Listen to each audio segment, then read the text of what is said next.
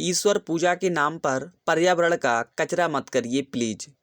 हमारे धर्मों में ईश्वर की पूजा हो, मंदिरों मस्जिदों की सजावट हो या दरगाह पर चढ़ने वाली चादरें, फूलों का हमसे अटूट संबंध है।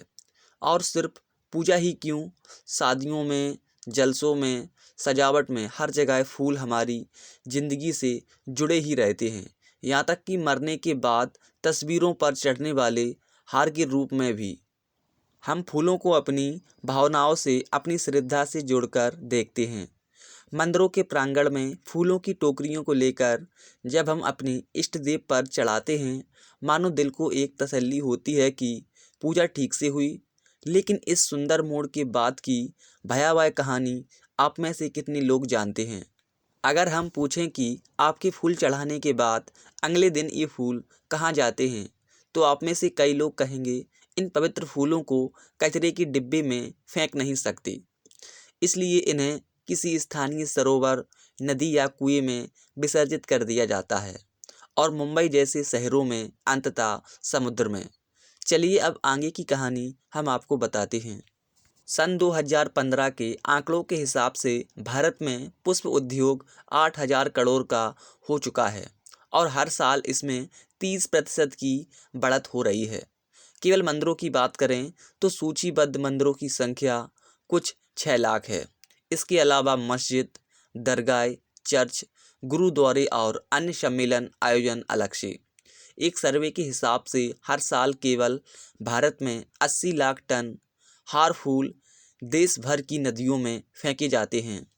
देश भर में फूलों की भारी डिमांड को देखते हुए फूलों की खेती करने वाले किसानों ने बड़े पैमाने पर रासायनिक कीटनाशकों और खादों का प्रयोग करना शुरू कर दिया है। ये रासायनिक स्प्रे और कीटनाशक जब हमसे होते हुए नदी नालों के पानी में जाकर मिलते हैं, तो साफ पानी को भी जहर जैसा हानिकारक स्तर बना देते हैं। सन 2005 की WHO रिपोर्ट के हिसाब से इन फूलों पर डाले जाने वाले रसायनों में 36% रसायन इतनी खतरनाक हैं कि इनके संपर्क में आने वाले मनुष्यों को खुजली, नज़रों की कमजोरी, अस्थमा और यहाँ तक कि त्वचा का कैंसर तक हो सकता है। अधिकतर फूलों के खेत में औरतें और छोटे बच्चे काम करते हैं, जो इन रसायनों के प्रभाव से अनभिज्ञ होते हैं। International journal for research in applied science and engineering technology के प्रदीप कुमार जी ने impact of best flower on environment शीर्षक के अपने शोध में स्पष्ट किया है कि फूलों की खरीदी में कमी लाने की जागरूकता फैलाने वाली एक वेबसाइट फ्लावर पेटल कॉम अकेले वैलेंटाइन डे पर 100 मिलियन गुलाब के फूलों से 9,000 मीट्रिक टन कार्बन डाइऑक्साइड पैदा होती है। हमारे द्वारा धार्मिक समारोहों में थोड़ी देर की सजावट करने वाले ये फूल सड़ने के साथ वातावरण में भयंकर CH4 और CO2 छोड़ते हैं।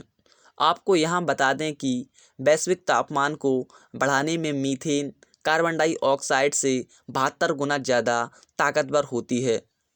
ऐसे रासायनिक तत्व जब पानी में मिलते हैं तो बड़े पैमाने पर मछलियों, कछुओं और जलीय जीवों की जान ले लेते हैं। सड़कों और कूड़े के ढेर में जब गाय भैंसें इन्हें खाती हैं तो भयंकर आंतों के रोग का शिकार बनती हैं। संक्षेप में कहें तो श्रद्धा से भरी इस कहानी का केवल पहला हिस्सा ही सुंदर है और बाद का पूरा भाग दोषों और हानियों से भरा पड़ा है। एक पल के लिए विवेकपूर्वक सोचिए, कौन सा भगवान, खुदा, गॉड इस महाहानिकारक प्रक्रिया का हिस्सा बनकर आपको आशीर्वाद देगा। हजारों जीवों की मौत और पर्यावरण के नुकसान का पाप आपको किस तरह सुख से जीने देगा। मित्रों, ऋषि मुनियों के समय और आज के समय में बहुत अंतर आ गया है। जो रीतियाँ परंपराएं पहले चल जाती थीं, वे अब अनर्थ कर सकती हैं। इसलिए अगर आप वाकई एक जागरूक नागरिक हैं या धर्म से प्यार करते हैं, तो आज से ही सभी प्रकार के कार्यक्रमों में फूलों का प्रयोग तुरंत बंद कर दें। यदि आपका ईश्वर संवेदनशील होगा तो ईश्वर को आपकी भावनाओं की कद्र होगी, ना कि पैसा, वातावरण और जीवन बर्बाद कर इकट्ठे किए फूलों की। क्या हम धार्मिक और सामाजिक जीवन में यह बदलाव ला सकते हैं? लेख प्रोफेसर डॉक्टर ऋषि आचार्य। इस लेख और ऐसे ही तर्क, तथ्य और अनुभवी लेखों को गूगल पर पढ़ने के लिए इस साइट पर जाएं, नास्तिक.in।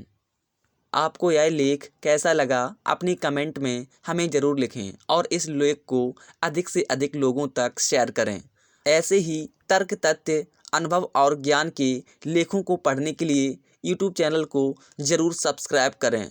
धन्यवाद। मिलते हैं अगले लेख में, तब तक देखते और पढ़ते रहिए।